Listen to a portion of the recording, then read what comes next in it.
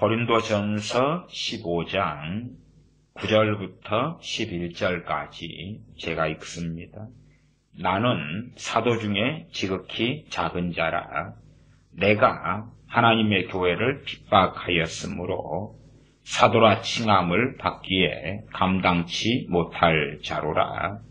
그러나 나된 것은 하나님의 은혜로 된 것이니 내게 주신 그의 은혜가 헛되지 아니하여 내가 모든 사도보다 더 많이 수고하였으나 내가 아니요 오직 나와 함께 하신 하나님의 은혜로라.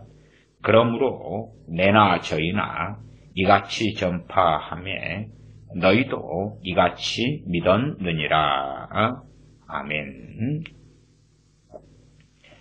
사도 바울이 고린도전서 15장 10절에 나의 나된 것은 하나님의 은혜로 된 것이니 내게 주신 그의 은혜가 헛되지 아니하여 내가 모든 사도보다 더 많이 수고하였다라고 말씀합니다.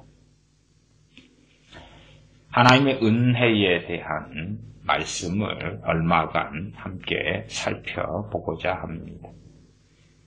우리가 결혼하여 자녀를 낳으면 자녀에게 많은 은혜를 끼칩니다. 그리고 많은 자녀들은 부모에게 받는 은혜가 당연한 줄로 알고 심지어는 이 은혜가 특권이나 권리처럼 착각하는 완악한 자녀들도 갈수록 증가하는 추세에 있습니다. 아마 대한민국의 상당수의 자녀들은 그렇게 완악하게 변해버린 것 같습니다. 그런 기본적인 영향이 미디어의 발달, 텔레비전, 영화, 광고, 여행, 통신, 교통 발달에 힘입은 바가 아주 크겠습니다. 소위 말하면 시골에서 살면서 작은 우리 마을, 동네밖에 알지 못하면 비교 대상은 그 정도에서 있겠지요. 그리고 우리보다 더 못 먹고 못 사는 가정과 자녀들을 볼 때에 그래도 우리 부모가 참 고생해서 저런 가정보다는 잘 먹고 잘 사는구나. 과거의 시대처럼 거지들이 참 많은 시대, 구걸하는 사람들이 많은 시대, 지금이야 노숙자들이 좀 있긴 합니다만은 과거의 시대에 거지하고는 비교하기 어렵지요. 그러한 거지들을 보면서 단칸방이라도 부모님의 수고와 노력으로 인하여서 우리가 사는구나. 그렇게 생각하며 은혜를 감사했던 시대와 시절들이 있었다. 그 말입니다.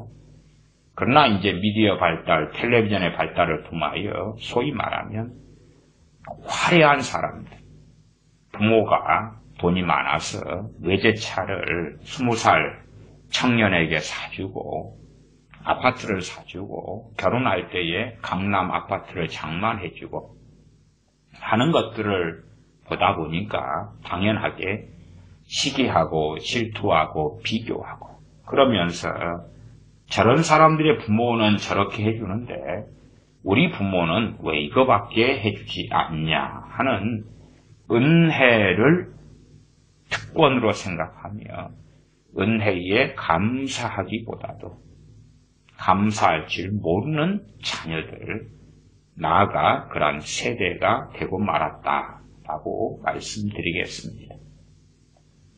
은혜에 감사할 줄 모르는 세대가 되면 첫째, 하나님으로부터 어느 때까지 기대할 수밖에 없는 것은 징계가 있을 것이다. 두 번째, 그 징계의 선이 넘어가게 되면 심판이 도래할 것이다 하는 것은 당연한 이야기가 됩니다.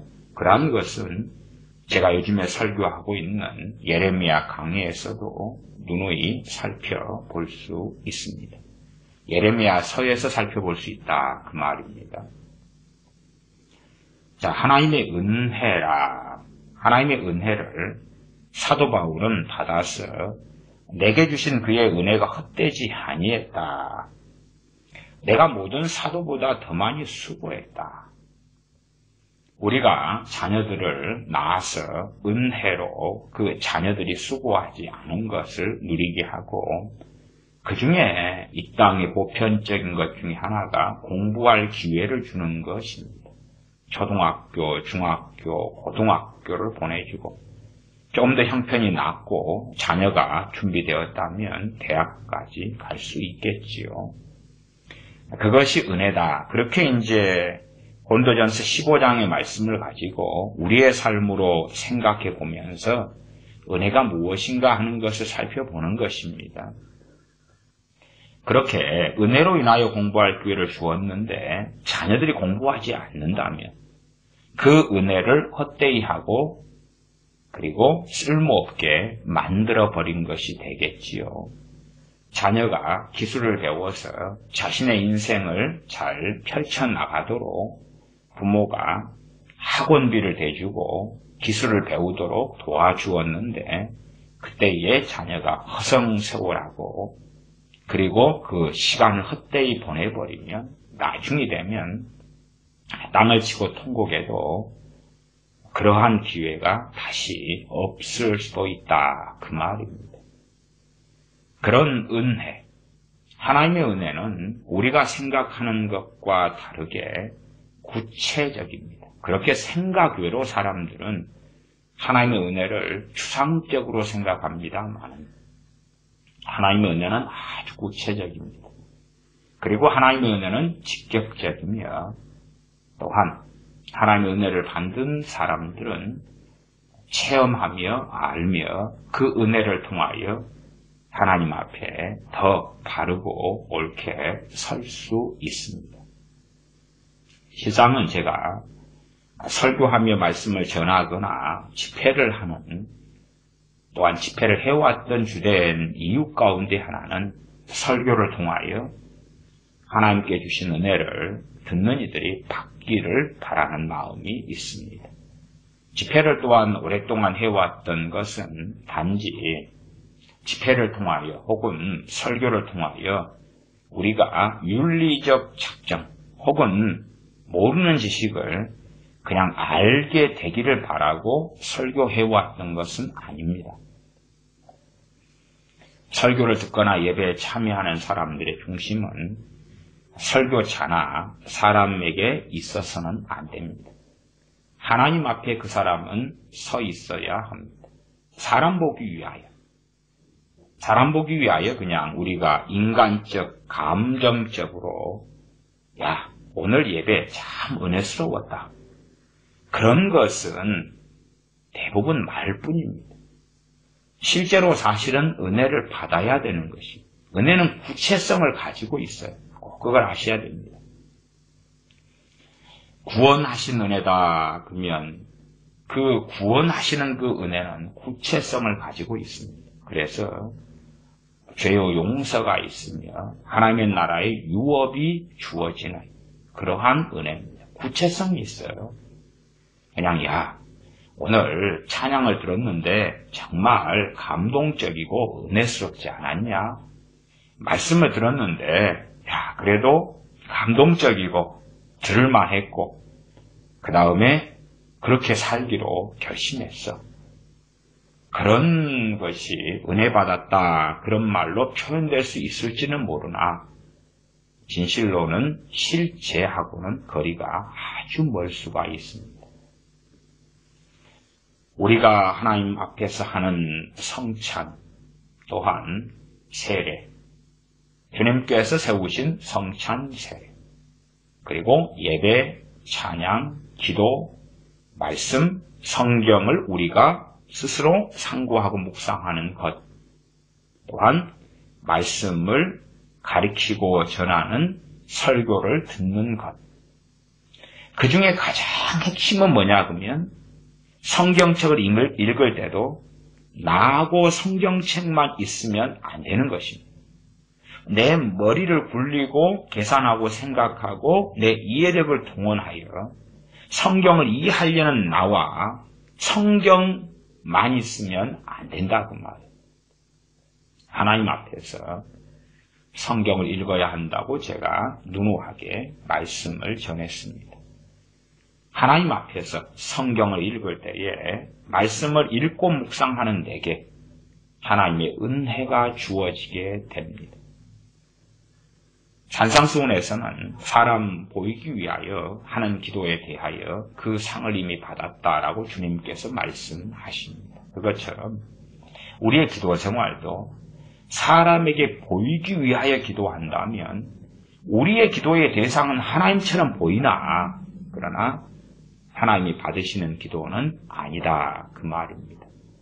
기도할 때에 우리의 마음이 자꾸만 사람을 의식하고 인식한다면 또한 내 마음에 사람의 영광을 구하는 마음이 있다면 차라리 주님 말씀대로 골방으로 들어가 기도하는 것이 낫다 그 말입니다.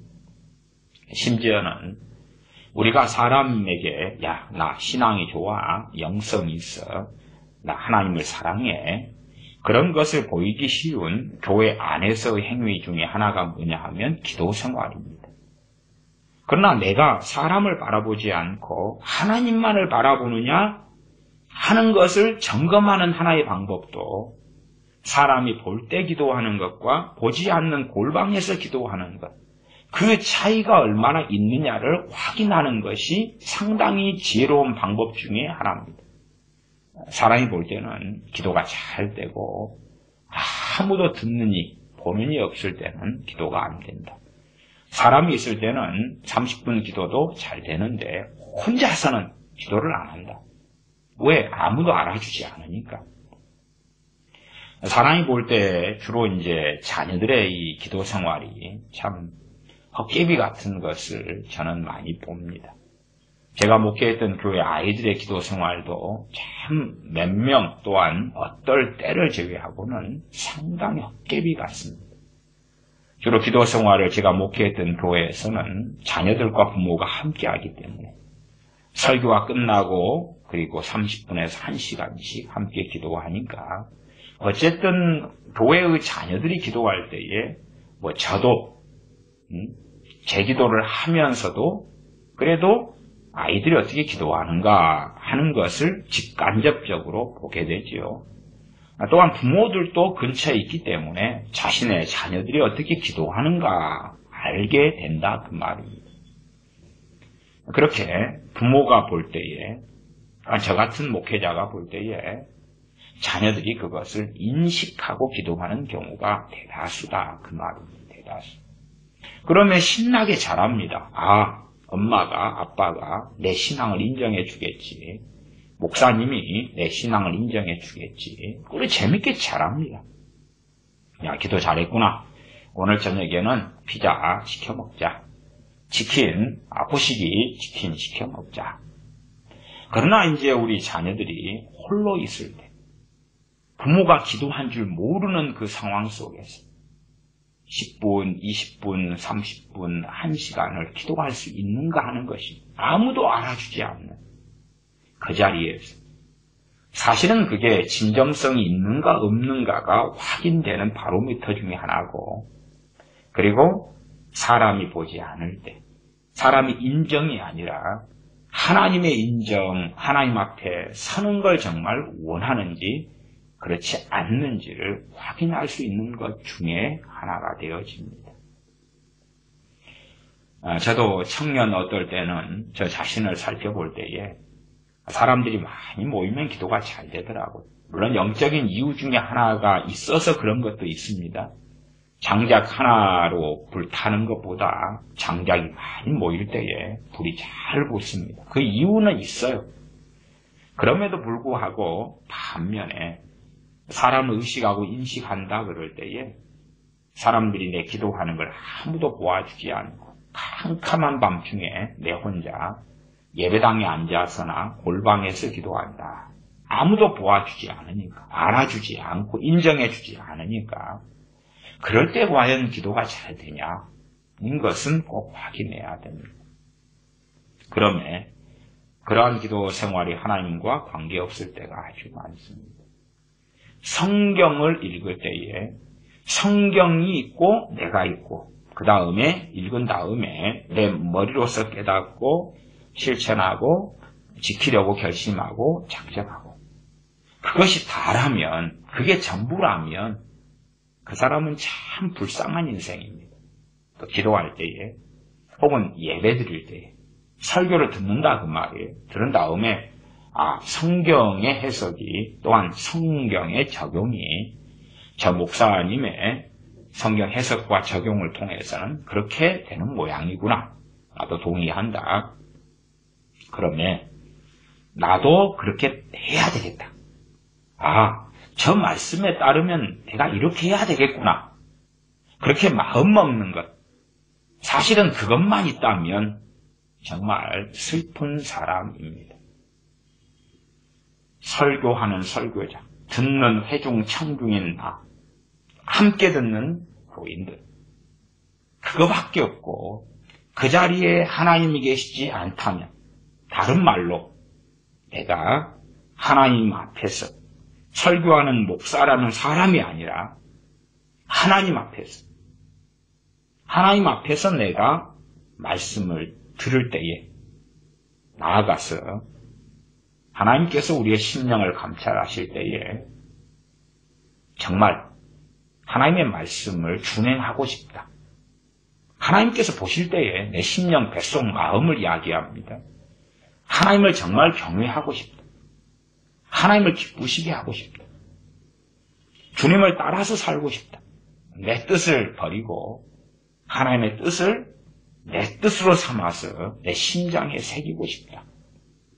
그러나 그럼에도 우리의 육신의 연약함 때문에 우리의 죄성 때문에 때로는 정말 힘들고 괴로운 환경들 때문에 쉽지 않다. 참 어렵구나. 그런 사람들에게 하나님께서 은혜를 주시는 것입니다. 제가 은혜는 실제적이며 구체성이 있다고 말씀드렸습니다. 물론 사람들이 생각하는 은혜와 하나님께서 주시는 은혜는 전혀 다를 수 있습니다. 그렇기 때문에 많은 크리스천들이 세속화되고 육적이 되어지면 하나님의 은혜를 별로 달가워하지 않을 수 있고 심지어 하나님께서 은혜를 주신다 해도 나하고 코드가 안 맞을 수가 있어요. 코드가 안 맞아요. 저 개인적으로는 하나님의 은혜 가운데 제가 설교할 때 몇 번 예제로 삼았던 은혜가 기도의 은혜가 있습니다. 기도의 은혜. 기도의 은혜도 여러 종류가 있습니다. 기도에는 은혜도 있고 은사도 있습니다. 물론 은혜하고 은사라는 개념 자체가 쉽게 이건 이렇다 저건 저렇다 구분하기는 꽤 어렵습니다. 때로는 어떤 개념 속에서는 은혜 안에 은사가 있고 또 다른 개념 속에서는 은사 안에 은혜가 있고 뒤죽박죽일 때가 많아서 은혜와 은사라는 간단한 이야기도 쉽게 정돈하여 우리가 말하거나 이해하기 어려운 측면이 존재합니다.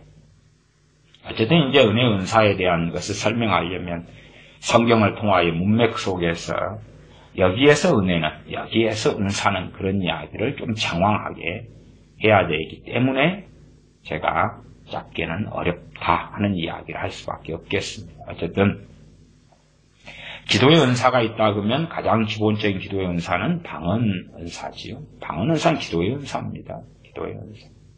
방언으로 기도합니다. 내 영으로 비밀을 말하고 내 영으로 기도합니다. 그러나 영으로 하는 기도에 대하여 고린도전서 14장이 아무도 알아듣는 자가 없다 그랬습니다. 그렇기 때문에 같은 방언의 은사지만 사도행전 2장에 언어 방언으로서와 사도행전과 고린도전서의 방언은 양상이 다르다는 것을 명확하게 알 수가 있습니다. 그래서 영으로만 기도하기 때문에 마음에서 열매 맺지 못한다 하는 사람들에게 사도 바울은 권면하는 것이 그러면 영으로 기도하고 마음으로 기도해라 라고 권면하고 있습니다. 물론 방언 은사 말고도 여러 종류의 기도의 은사가 존재합니다. 제가 직접 경험했던 기도의 은사만 해도 몇 가지가 됩니다. 그리고 제가 경험하지 않은 것은 경험한 것보다 혹은 받은 기도의 은사보다 훨씬 더 많을 것입니다.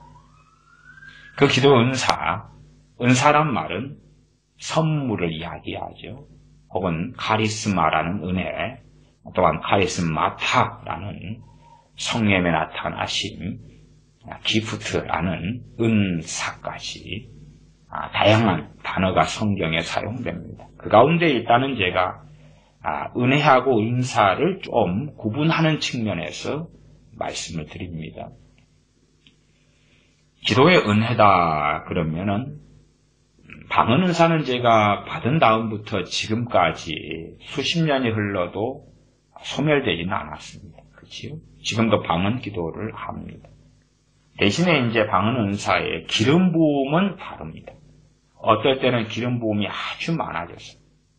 그래서 활활활 타오르는 방언 은사의 놀라운 능력을 체험하고 참으로 빌바를 알지 못할 때에 기도를 도우시는 성령님의 도우심, 성령님의 은혜를 방언 기도를 통하여 체험하는 경우도 있습니다.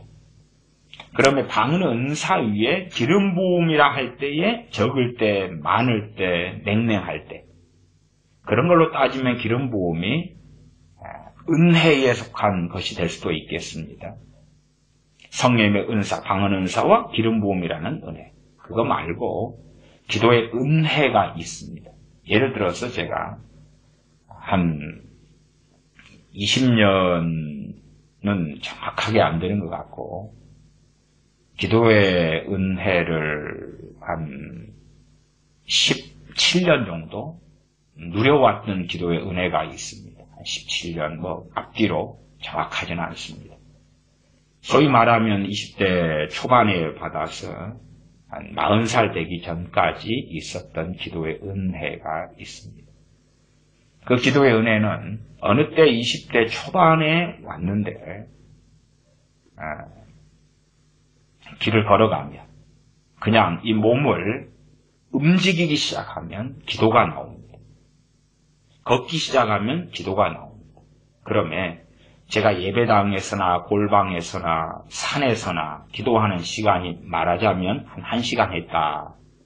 그리고 플러스 제가 그날 한 3시간을 걸어 다녔다. 그러면 3시간이 대부분이 기도 시간이 됩니다. 그래서 많이 걸으면 그날은 많이 기도하는 날이고 적게 걸으면 적게 기도하는 날이고 은혜가 주어지니까 그 은혜를 내가 어떻게 관리하고 어떻게 쓰느냐.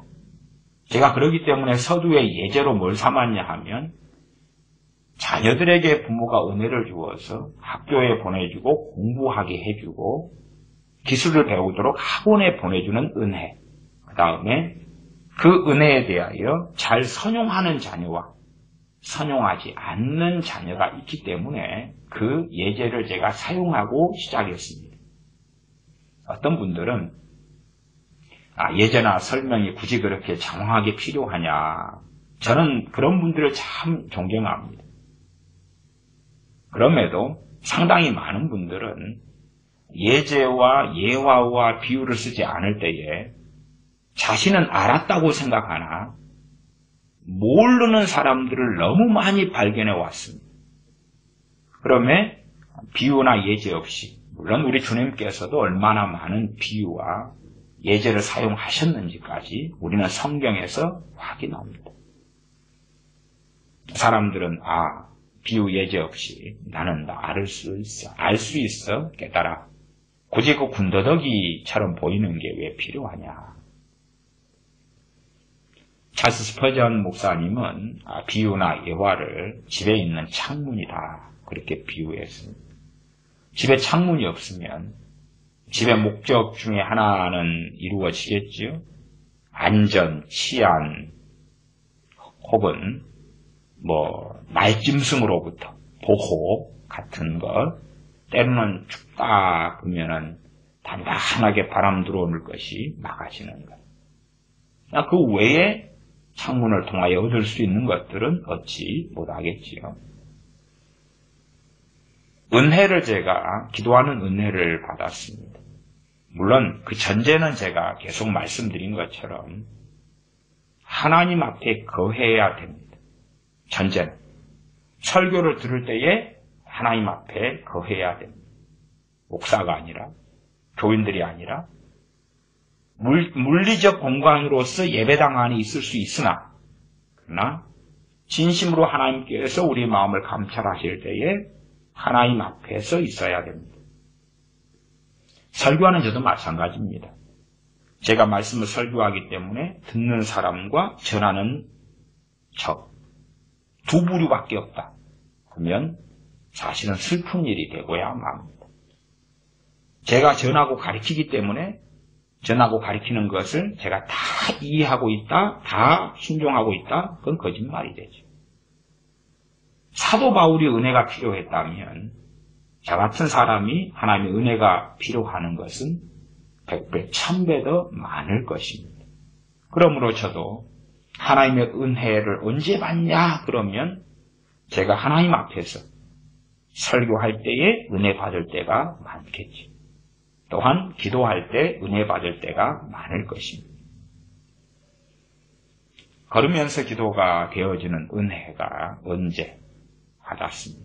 20대 초반인데 그리고 오랜 세월 동안에 그 은혜를 누려왔습니다. 그러면 많이 그 은혜의 혜택을 보았는데 그 은혜를 내가 얼마나 선용하냐 그렇지 않느냐의 자유의지의 측면이 그 은혜에 존재하고 두 번째, 은혜는 소멸되기도 합니다. 아니, 은혜는 그냥 소멸 안 되면 좋으나 소멸되기 아주 쉬운 것입니다. 아주 쉬운 것입니다. 그래서 은혜를 헛되이 받지 말고 잘 관리하라 말씀하고 있는 것입니다. 자, 이해하셔야 될 것이 있습니다. 우리들이 이제 요즘 시대에 살면서 자녀들이라면 짜투리 시간이 남으면 뭐 걷는 시간이나 아니면 벤치에 앉아 있다거나 혹은 잠깐의 여가가 있으면 우리의 자녀들이라면 저는 10중 8구 핸드폰을 켜서 볼 거라고 생각합니다. 그런 자녀들에게 기도하는 은혜는 주어지지 않습니다. 주어질 수 없습니다. 부모는 그렇게 제가 기도하는 은혜 이야기를 꺼냈더니 어떻게도 착각하시냐 그러면 주님은 사랑하지 않고 항상 핸드폰이나 하고 게임이나 하고 쇼핑이나 하고 그런 내 자녀에게 기도하는 은혜가 주어지면 손목사란 양반이 말한 대로 내 자녀가 쇼핑하러 걸어가는데 기도가 되고 내 자녀가 떡볶이 핫도그를 사 먹으러 가는데 기도가 되고 내 자녀가 영화를 보러 가는데 기도가 되고 그러면 참 많은 은혜를 받고 내 자녀가 변화되고 달라지겠다. 은혜는 그렇게 주어지지 않습니다. 그건 망상입니다. 망상. 그렇기 때문에 제가 그의 심령을 하나님이 감찰하실 때에 그걸 보시고 주시는 것이 은혜라고 말씀드린 것입니다.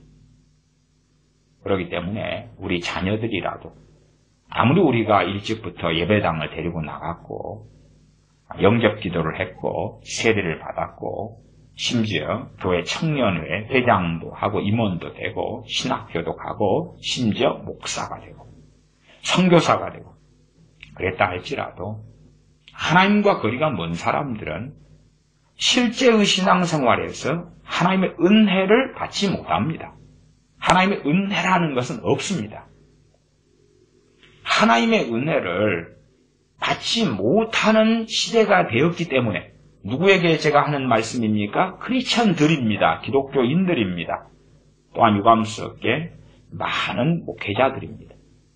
하나님의 은혜를 받았으면 이 하나님의 은혜가 실제적이고 실체가 있다는 것을 안다는 말이에요. 그러나 하나님의 은혜를 받지 못했고 하나님의 은혜 속에 살지 못했으면 하나님의 은혜가 실체가 있다는 것을 모르죠. 그냥 이상향으로, 그냥 무형의 것으로, 그리고 감성적인 것으로, 좀 기분이 좋을 때 사용하는 소위 신비적인 것, 영적인 것으로 치부하고 끝내버립니다. 그래서 하나님의 은혜에 대하여 하나님께서 우리에게 은혜 주셨다. 그렇게 혹은 하나님께서 은혜로 우리를 구원해 주셨다. 그런 성경에 나와 있는 보편 진리로 만들어 버리더라. 그 말입니다. 왜요? 모르니까. 경험하고 누리고 체험하지 못하니까. 그러면 은혜를 받지 못하는 삶이란 하나님께서 그 사람의 신앙생활을 유감스럽게도 인정하지 않으신다는 것을 이해하는 표지가 되어져야 됩니다. 기도하는 은혜라면 어떤 사람에게 주시겠습니까?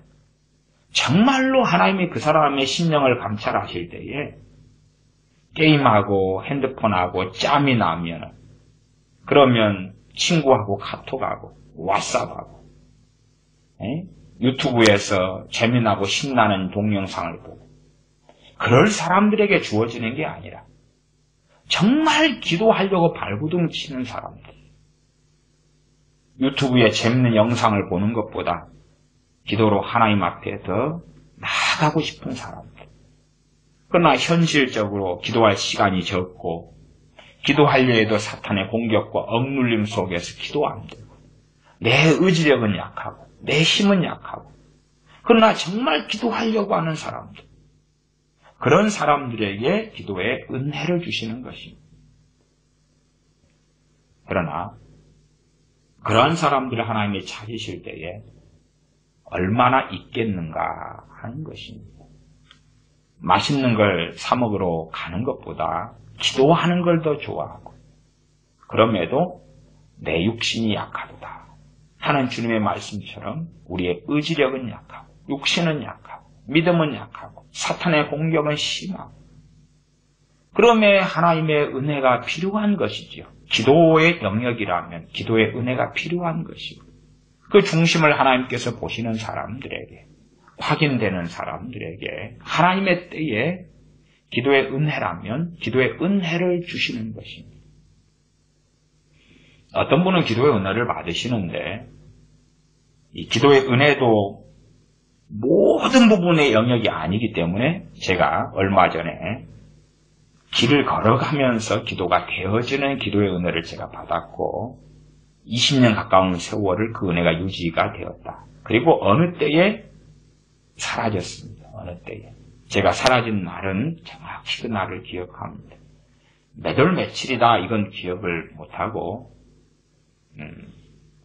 길을 걸어가서 제가 주로 목회할 때에 오전은 시립도서관에서 시간을 많이 보냈습니다. 오전은 시립도서관 성경 보고 또 신앙서적을 보고 신학책을 보고 주로 목회할 때에 오전은 그러고 점심을 먹고 신방을 다니고 그렇게 했습니다. 그러면 걸어서 이제 도서관, 시립도서관으로 갈 때에 한 50분 정도 이렇게 걸어서 쭉 가서 산 중턱에 있는 시립도서관을 다녔는데 걸어서 다녔습니다. 50분을 걸어오면서 기도가 되어지죠. 근데 기도가 되어지는 은혜가 있는데 우리가 그걸 선용하지 않고 거부할 수 있습니다. 그러면 기도가 되어지는 그 은혜가 와도 또한 그 은혜가 있어도 강제성을 가지는 마음을 강하게 기도하도록 사로잡는 양상이 아니거든요. 그렇기 때문에 딴 생각을 할 수도 있고 딴 마음을 품을 수도 있고 야 며칠 나는데 여행을 가는데 그 계획을 걸어오면서 짤 수도 있습니다. 그러면 그 은혜를 받은 다음에 우리의 마음이 하나님께 향해질 때에 그럴 때 그 은혜는 그대로 작용하고 역사한다 말씀드릴 수밖에 없겠습니다. 이것도 그런 은혜에 대한 완벽한 설명 자체는 되지 않습니다. 어쨌든 50분을 산길을 따라서 걸어오면서 기도가 되다가 그 도서관 정문 앞에 섰을 때 그게 사라졌어요. 그래서 제가 그날을 그 장면을 기억합니다. 아직 더 걸어갈 거리가 정문에서부터 도서관, 시립도서관 본관 건물까지 또 소위 말하면 100여 미터가 남았는데 거기에는 기도가 더 이상 되지 않더라. 그리고 도서관에서 나와서 신방 가면서 걸어가는데 기도가 되지 않더라. 이제는 의지적으로 기도를 해야 되나. 그러한 것을 뚜렷하게 기억합니다. 어쨌든 그 기도의 은혜를 누리고 살았습니다. 그러면 걷는 영역에서 작용했지요. 그러면 다른 사람들, 어떤 사람들은 좀 좁게 화장실만 앉으면 기도가 되는 사람, 기도의 은혜가 임한 것이지. 화장실 공간이 아니면 아닌 거죠. 아닌 경우는 이제 자기의 믿음과 헌신과 의지력으로 기도해야 되는 거지. 사실은 기도의 부분에서 은혜가 없는 사람들은 그렇게 기도 생활을 해야 됩니다. 그 다음에 방언 은사 같은 기도의 은사를 가지고 그 은사도 우리가 선물로 은혜로 받은 것이기 때문에 그런 의미에서 기도의 은사인 방언 은사도 은혜 속에 속한다고도 설명할 수 있겠죠. 어쨌든 우리의 믿음, 헌신 등을 통해서 평상시에는 기도 생활해야 되죠. 누구는 화장실에 들어가면 기도가 됩니다. 용변을 보러 들어갔는데 그러면서 기도가 되는. 그래서 그 좁은 화장실의 영역 속에 어떤 분은 설거지할 때는 꼭 기도가 된다 그래요. 설거지할 때. 그러면 설거지하는 것이 즐거운 시간, 은혜스러운 시간이 된다 그래요.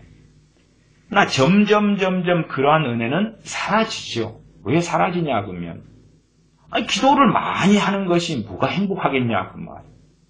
기도를 많이 하는 것보다 여행을 가거나 외식을 하거나 영화를 보거나 드라마를 보는 게 행복하겠지. 그런 세대가 되어지면 기도하는 은혜가 온다 해서 그걸 누가 좋아하겠어요?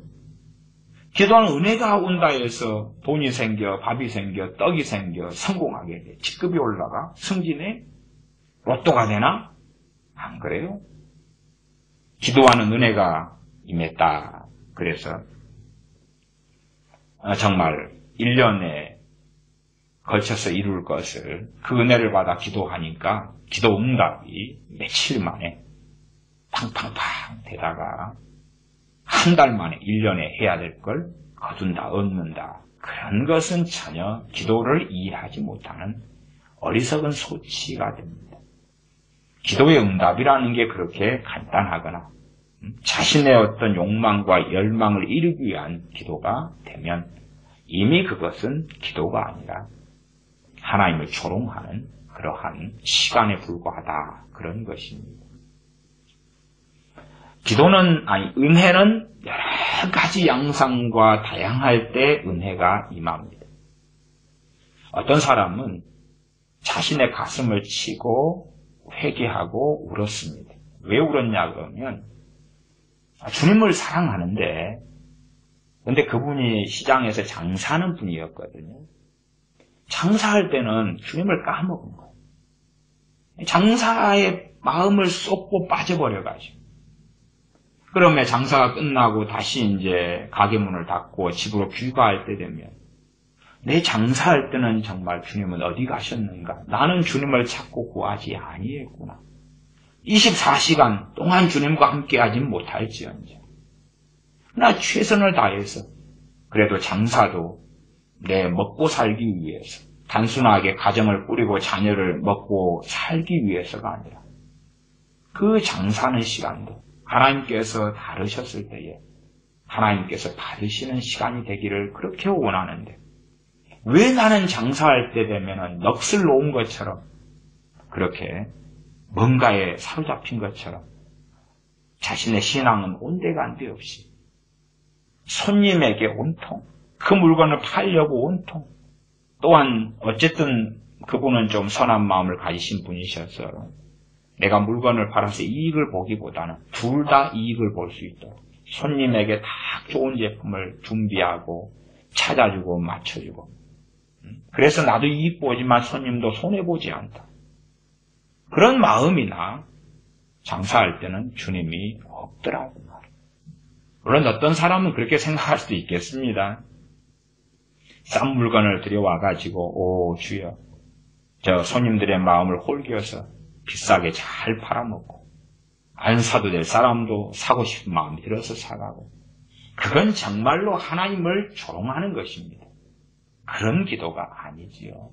어쨌든 이분은 참 주님을 나름 사랑하는 분인데 자기 자신을 돌아봤을 때에 너무나 흑백이 나눠지더라 그 말이에요. 기도하는 시간은 기도하는 시간인데 다른 시간들 더군다나 장사하는 그때는 주님이 계시지 않더라 그 말이에요. 분명히 계시겠으나 자기 마음 안에는 주님을 바라보고 있고 의지하고 있고 찾고 있고 구하고 있는 게 없더라 그 말이에요. 말하자면 장사하면 손님이 계속 오지는 않을 거 아니에요. 손님이 와서 접대하고 그 다음에 가서 다른 손님 올 때까지 텀이 한 10분 있다 그러면 그때도 주님을 잊고 있더라 그 말이에요. 그 어떤 분이 자기의 하루를 살펴볼 때 그것이 올해 몇 년이 되는 거예요. 몇 년이. 그러면 가슴을 치는 거예요. 정말 내가 왜 이럴까? 왜 이게 그분이 보실 때 자기는 위선자로 보이는 거예요. 위선자로. 장사할 때는 주님이 사라지고 없는 사람, 주님을 찾고 의지하지 않는 사람으로 보이는 거예요. 그러면 하나님께 그걸 가지고 나아가고 기도하고 탄원하고 그때에 장사할 때 하나님의 은혜가 임하였어요. 장사할 때 은혜가 어떤 은혜가 임했냐 그러면 기본적으로 장사하는데 그 손님도 보이는데 주님도 보이는 거. 육의 눈에 보이는 게 아니라 주님 앞에서 주님도 의식이 된다 그 말이에요. 주님도 구하게 되더라 그 말이에요. 물건에 온통 마음을 빼앗기지 않고 손님에게 온통 마음을 빼앗기지 않더라 그 말이에요. 그것을 우리가 잘 쓰는 표현으로 주님 안에서 장사하게 되더라 그 말이죠. 주님 안에서. 그러면 장사하는 시간이 또 다른 믿음의 여정, 기도의 여정, 주님과 함께하는 여정이 되더라. 그 은혜를 받았다고 말이에요. 손님이 없을 때 그렇다고 성경을 펼쳐놓고 억지로 읽는 것이 아니라 말씀이 떠오르는 거예요. 말씀이 떠올라요. 그 말씀을 곰곰이 생각하면서 깨달아지도록 은혜를 주시고 은혜라는 것은 그래서 구체성을 가지고 있기 때문에 그런 분이 지난달에는 그런 게 없었다 그 말이에요. 언제 동안요? 몇 년 이상 동안. 그런 분의 경우 같으면 신앙생활을 한 20여 년 하셨는데 야 내가 어떻게 이렇게 신앙 따로 삶 따로 분리됐을까 그 심각한 고민을 한 것이 몇 년 안 된 거예요. 그렇기 때문에 신앙생활을 20여 년 하는 동안에 전반적으로 그랬던 거죠. 그러나 이제 한 몇 년 전에 영적으로 좀 깨어나기 시작하고 인본적인 신앙생활에서 영적인 신앙생활로 돌아오기 시작하면서 몇 년 전부터 그걸 깨닫기 시작한 거예요. 그리고 그 몇 년 후에 어느 때에 그 은혜를 받았다고 말이에요. 그러니 손님이 있어도 주님의 의지가 돼요. 느헤미야서에 보면 왕이 술관원장이었던 느헤미야에게 너 얼굴에 수색이 가득하면 어떤 일이냐. 그러면 이제 하늘의 하나님께 목도하고 말하자면 느헤미야라는 하나님의 사람에게는 왕 앞에 그 강력한 제국의 황제 앞에 있는 그 자리도 황제 느헤미야 자신 그리고 전능하신 하나님. 그렇기 때문에 예기치 않게 질문을 받았을 때도 하나님을 구하고 찾아지는 거예요. 왜? 은혜 안에 살았기 때문에 그러는 것입니다. 그러나 은혜 안에 살지 않는 사람들은 그런 질문을 받았을 때에 성경을 보니까 느헤미야 선지자가 하늘의 하나님께 묵도하면서 기도를 했고 지혜를 구했구나. 그렇게 읽고 보고 생각할런지 몰라도 현실은 그렇게 안 됩니다. 현실은 그리 안 돼요. 그냥 어느 상황에서 자기 생각, 자기 판단, 자기 이야기로 상대방과 대화를 주고받는 것이에요. 직장에서 직장 상사와 대화할 때도 자기 생각, 자기 판단, 자기 지혜로 그렇게 하는 것입니다. 물론 시간이 좀 길게 걸리고 자기의 큰 이익이 달린 것은 하나님 이익을 보게 해주시고 손해를 보지 않게 해주십시오. 그런 기도를 할는지는 몰라요. 문제는 하나님이 언제 보시겠냐 그 말이에요. 그러한 일은 자기 지혜로 해나가면서 저녁에 혹은 새벽에 하나님 그 일을 살펴봐 주십시오 하는 기도를 하나님 응답하시겠냐? 아니면 기도할 뿐만 아니라 그 일을 해나가는 삶의 자리에서 하나님을 찾고 의지하는 것을 보시겠느냐? 당연하게 그 둘 다가 있어야 되죠. 삶의 자리에서는 자기하고 다른 사람들밖에 없고 기도하는 자리에서는 하나님 그 일에 복을 주시고 은혜를 주십시오. 사실은 거기에서 은혜는 제가 지금 하나님의 은혜라고 설명하고 있는 은혜보다는 그냥 그것에 하나님 도와주시고 잘되게 해주시고 응답해 주시고 좋은 결과가 있게 해주시고 그런 방식에서 하나님 은혜 달라고 하는 내용이 되죠. 은혜 달라는 기도는 잘못된 기도가 아닙니다. 그럼에도 제가 하나님의 은혜에는 실체가 있다. 실체가 있고 직접적이며 그것은 우리가 소유하고 있는 것 같이 어느 때는 그것이 있다가 어느 때 그 은혜가 소멸되면 없어지는 거예요. 없어지는 거예요. 물론 가장 놀라운 은혜에 대해서는 우리 주 예수님을 통한 구원이라 성경은 명시하고 말씀하고 있습니다. 그리고 이 구원에 대하여 두렵고 떨림으로 너희 구원을 이루라고 말씀하고 있고 심지어는 이 고린도전서 15장에도 이 구원에 대하여 15장 1절 2절에 말씀하고 있는 정확한 바가 있습니다. 15장 1절 2절도 함께 보겠습니다. 형제들아 내가 너희에게 전한 복음을 너희로 알게 하노니 이는 너희가 받은 것이요 또 그 가운데 선 것이라. 너희가 만일 나의 전한 그 말을 굳게 지키고 헛되이 믿지 아니하였으면 그 말은 복음이죠. 전해 받은 거죠. 굳게 지킨다. 외형적인 지킴을 이야기하는 게 아니라 여기서는 믿는 걸 이야기합니다. 어디에서요? 심령, 마음에서 믿는 것.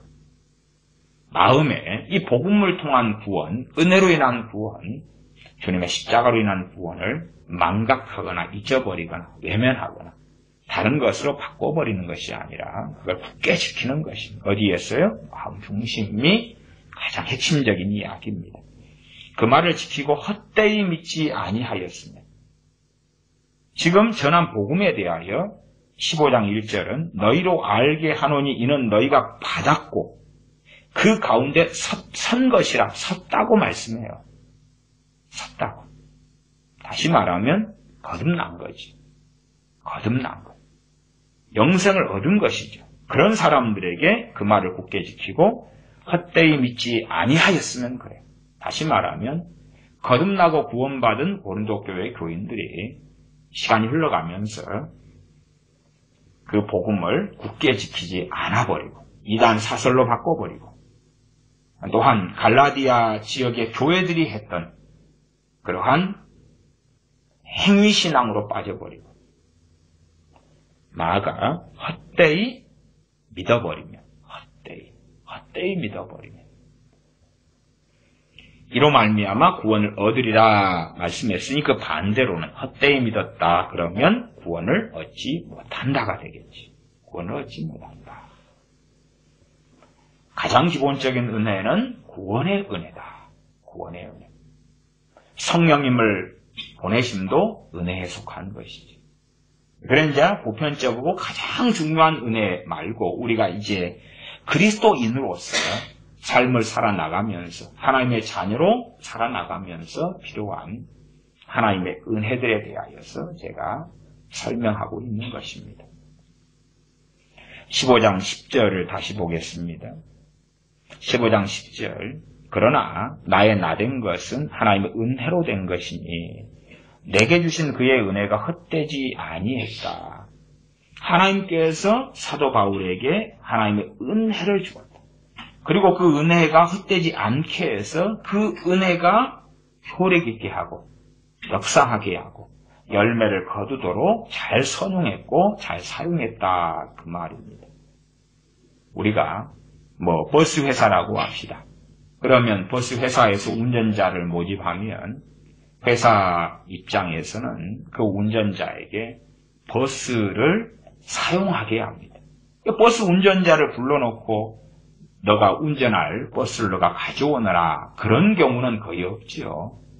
그래서 월급을 받으면서 버스라는 것을 버스 회사가 제공해 주기 때문에 그 버스를 이용해서 승객들을 태우고 다니면서 월급을 받습니다. 그러한 버스 같은 그러한 비유적인 것이 제가 말씀드리는 은혜다. 그런 것입니다.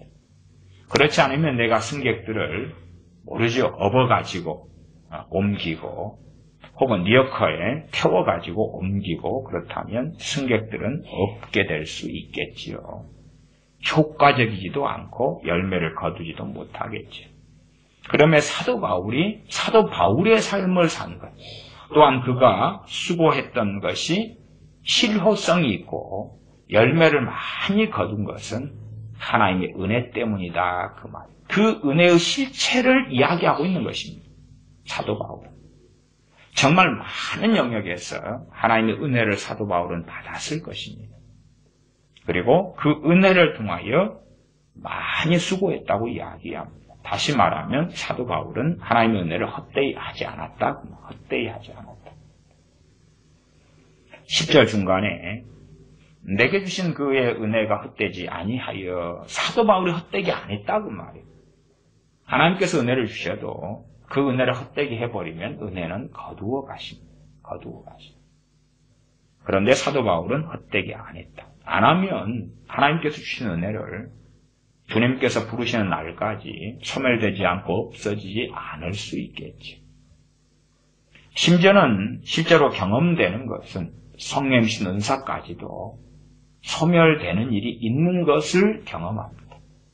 사실은 요즘에는 성령이신 은사들이 과거의 시대하고는 좀 다른 양상을 제가 보는데, 과거의 시대에는 소멸 자체가 좀 어렵다 혹은 소멸되지 않는 거 아니야?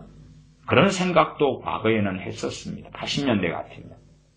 그러나 90년대, 2000년대 넘어오면서 보면 정말 은사라 해도 그렇게 오래가지 않구나 하는 것을 많이 봅니다. 저 사람은 은사를 받았는데 그러나 1년, 2년 지난 다음에 보면 없어요. 하나님의 은혜 받은 것은 사실은 은사보다도 소멸되기가 훨씬 쉽습니다. 다시 말하면 은혜는 그 사람의 영성과 좌우됩니다. 영성과. 우리가 기도하고 싶은데 제가 기도의 은혜로 설명해 드렸으니까 그걸로 설명을 드리면 내가 기도하고 싶어요. 하나님을 찾고 싶어요. 생활 가운데 기도하고 싶어요. 그런데 기도할 힘이 없어요.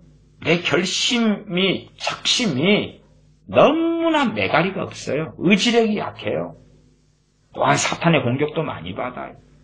오히려 사탄의 공격을 받으면 내가 기도하고 기도의 능력이 있어야 이길 텐데 사탄의 공격을 받으니까 이기는 건 고사하고 기도 생활도 못하는 거예요. 그러면 정말 하나님께 단언하면서 기도 좀 잘 수 있도록 기도를 통하여 하나님을 구하고 찾는 사람이 되기를 원한다고. 자, 그러면 그렇게 기도한 것 자체, 그런 마음의 원함 자체가 하나님 앞에 은혜를 받을 만한 자격을 갖춘 건 아니다 그 말이에요. 값을 지불한 게 아니잖아요 그건. 그래서 은혜라는 거예요. 내가 하나님 기도가 안 되는데 정말 기도하고 싶어요. 그것은 우리가 노숙자나 거지로 한다면 구걸하는 거예요. 최소한은 진정성 있게. 어제 시내를 움직이는데 구걸하는 사람이 있어요. 구걸하는 할머니 얼굴이 좀 많이 상태가 좋지도 않고. 그리고 이제 주로 구걸하는 사람들은 도로에서 신호등이 빨간불일 때에 구걸을 합니다. 그냥 구걸을 앞차하고 그 다음에 제가 탄 차로 구걸을 오는 거예요. 근데 앞차에서부터 좀 조짐이 안 좋아요. 무슨 조짐이 안 좋냐 그러면 국어를 하는데 앞차가 동전을 준 거예요, 동전을. 그러니까 감사한 것도 아니고 뭐라고 좋지 않은 말을 하는 것으로 들려요. 이제 제 차로 오니까 제가 지갑을 꺼내서 지폐를 주었어요. 지폐를 주어도 감사합니다, 그라시아스 말도 하지 않고 그냥 획 가버려요. 당연히 받을 걸 받았다고. 제가 자주 드리는 말씀이지만 가난하다고 선한 것이 아닙니다. 남미라고 선하고 깨끗하고 의로운 게 아니에요. 그건 공산주의 사상에서는 그런 게 나오는 것입니다. 그러나 은혜를 받았으면 은혜에 대하여 감사할 줄 알아야 되는 거예요. 근데 목회하면서 참 많은 노숙자들이 구걸하러 왔습니다. 자주 와요. 자주 오는 사람은 정말 자주 오고 다녀요. 노숙자들이 좀 제가 사는 지역은 많이 있었는데 그 사람들끼리의 커뮤니케이션이 있는 모양이에요. 그래서 어느 교회 가면은 구걸하면 많이 준다. 네, 우리 교회가 소문이 난 모양이에요. 그러니까 어떨 때는 노숙자들이 단체로 구걸하러 와요. 그 다음에 이제 큰 돈을 요구하러 오는 노숙자들도 종종 있었어요. 말하자면 월세 사는데 월세를 대달라, 자기 아내가 아픈데 치료비를 내달라, 막 그런 것들. 나 교도소에서 나왔는데 돈 내라, 그런 것. 그냥 소소하게 쌀 좀 주라, 김치 좀 주라, 라면 좀 주라, 그러면서 돈 좀 주라. 아니면 좀 애교스러운 것은 고향에 돌아가려는데 기차비가 필요하다, 차비 좀 대주라. 그런 사람. 근데 까먹었는가? 다음에도 또 차비 달라고 또 오고, 뭐 이런 경우들은 좀 그나마 액수가 작으니까 애교가 있어요. 그러나 이제 큰 돈, 기본적으로 몇십만 원 이상을 요구하는 노숙자들도 꽤 오더라고요. 어쨌든 노숙자들이 가면은 잘 준다 이런 소문이 그 노숙자들의 커뮤니티는 맞다 싶어요. 그렇게 노숙자들을 보고 만날 때도 어떤 사람은 도와줄 때 참 기쁨이 있어요. 어떤 사람들은 정말 고심이 돼요. 사람이 이렇게 악한가? 이렇게 악한가? 그런 사람들을 종종 봐요. 이렇게 악한가? 어떻게 이 구걸하고 받는 것, 상대방이 주는 것을 당연하게 받는가? 어떻게 받는 것이 특권인가? 그렇게 당당한가? 그래서 어제도 집회를 줄 때에 받는 그 노숙자나 구걸하는 할머니가 감사한 게 아니고 당연한 듯이.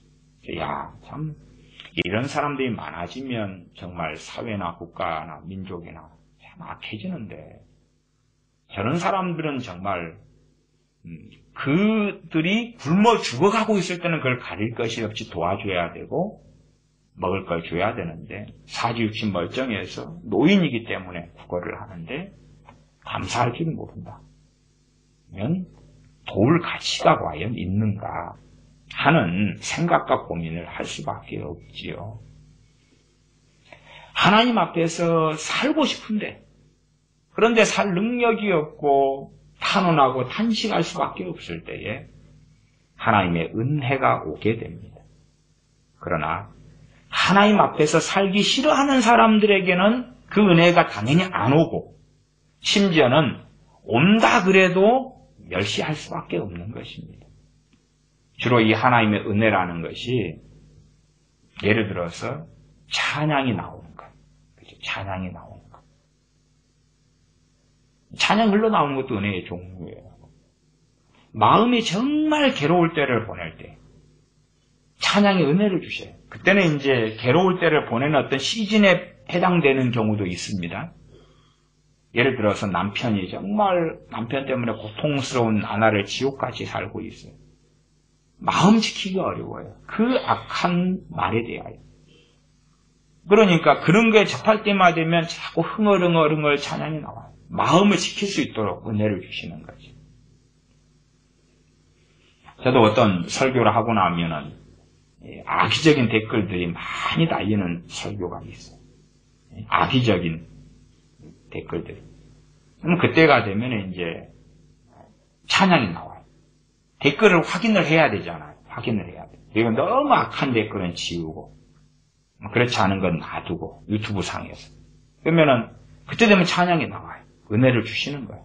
그냥 흥얼흥얼 하면서 그 악담, 저주, 막 그런 댓글들을 보면서 마음을 지키도록 은혜를 주셔요. 저 마음이 약하기 때문에 그래요. 그때 되면, 이제 유튜브 댓글들을 확인해요. 며칠에 한 번씩이나 확인하거나, 그래, 정돈을 한번 하거나 그러면, 찬양이 막 나오면, 욕하고 저주하고 악의적인 댓글들이 있구나, 그리고 알아요. 그런 것이 없을 때는 찬양이 안 나와요. 큰 문제가 댓글 가운데 없구나, 그래요. 은혜로 사는 거예요. 그렇지 않으면은, 저주나 악담 이런 것을 듣고, 그러면 이 저주나 악담 가운데서도요, 세상 사람들이 하는 악담과 저주는요, 마귀역사가 약해요. 그러나 기독교인이다, 크리스찬이다 하는 악담과 저주에는요, 그걸 보고 듣는데 귀신 역사가 강하게 일어나요. 왜냐하면 정말 악하다는 이야기거든. 귀신의 영의 역사를 가지고 저주와 악담하는 사람들이 요즘에는 많아서 그때 찬양하는 은혜를 주시지 않으면 공격을 받아요. 영적인 공격을 받아요. 댓글들을 악의적인 귀신의 역사하는 그 댓글을 보고 듣는 순간에 아주 강한 귀신의 공격을 받아요. 그러면은 좀 곤란해지죠. 어쨌든 그런 일상의 은혜도 있어요. 그러나 세상 사람들 같은 경우는 혹은 세상 사람들과 똑같은 크리스천 입장에서는 그런 은혜는 가치가 없는 거 아니겠어요? 어떤 은혜가 좋겠어요? 걸어가면서 기도한 은혜가 있다. 기도하기 싫은데 그게 오면 섬기려고 짜증나지 않겠어요? 남는 시간에 게임하고 있는데 그런 은혜가 와서 방해한다고 생각해 보세요. 신경질 나지 않겠어요? 한참 게임에 집중해야 되겠는데 기도할 생각이 자꾸 떠오르고 기도가 되어진다고 짜증나지 않겠어요? 안 주십니다. 안 주셔요. 하나님 주려면 그거 말고 돈을 주세요. $10,000, 10만 달러, 혹은 좋은 차를 주세요. 아파트를 주세요. 승진을 주세요. 좋은 직장을 주세요. 그걸 주시지. 무슨 그런 은혜 어디다가 써먹어요. 그래서 요즘 시대에는 은혜는 점점 희소해지는 것입니다. 하나님께서 우리 그리스도인들에게 주시는 은혜가 희소해지고 적어지는 것입니다. 제가 설교를 들을 때, 성경을 상고하고 묵상할 때, 찬양할 때에, 예배드릴 때에, 기도할 때에 하나님과 나, 교회에서 예배드리면 하나님과 나와 목회자, 교인들 함께 있어야 되는 거지.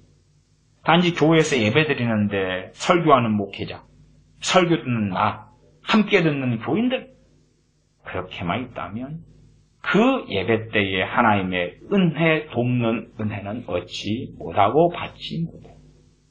제가 정말 원하는 것은 제가 설교할 때에 듣는 분들이 설교하는 척, 화면에 나오는 척, 그리고 듣는 분, 그렇게만 있으면 안 된다는 것이. 그렇게만 있으면. 하나님 앞에서 하나님이 제일 중요하고 하나님을 찾고 구하면서 설교라는 방편, 은혜의 통로를 사용하고 이용하는 것입니다. 또한 설교하는 저 같은 사람이 설교하는 내용이 어떻게 다 완벽하고 100% 다 맞겠습니까? 그러면 하나님의 도움은 절대적이다. 그 말. 하나님의 은혜는 절대적이다. 그 말. 하나님. 아무리 어떤 설교가 잘된 설교여서 우리에게 이제 1번 뭘 해라, 2번 뭘 해라, 3번 뭘 해라, 4번 이럴 때는 이런 조치를 취해라, 5번 이럴 때는 저렇게 해라, 그런 놀라운 정답을 알려주었다고 쳐도 우리 같은 사람은 정직하게 말하자면 연약합니다. 연약하여 자주 넘어집니다. 자주 쓰러집니다. 결심도 3박 4일 가도 많이 가는 것입니다. 소위 말하면 작심삼일이라 그러죠. 결심을 해가지고 3일 되면은 그러면 무너지는 것이. 그러나 요즘에는 작심삼일도 잘 가지 않습니다. 그렇게 우리는 연약합니다. 어떻게 왜 연약해졌습니까? 세속화의 물결이 강렬하게 들어왔기 때문에. 우리는 배가 불렀고 누리고 소유하는 게 많기 때문에. 우리 욕심의 배는 아주 불렀기 때문에.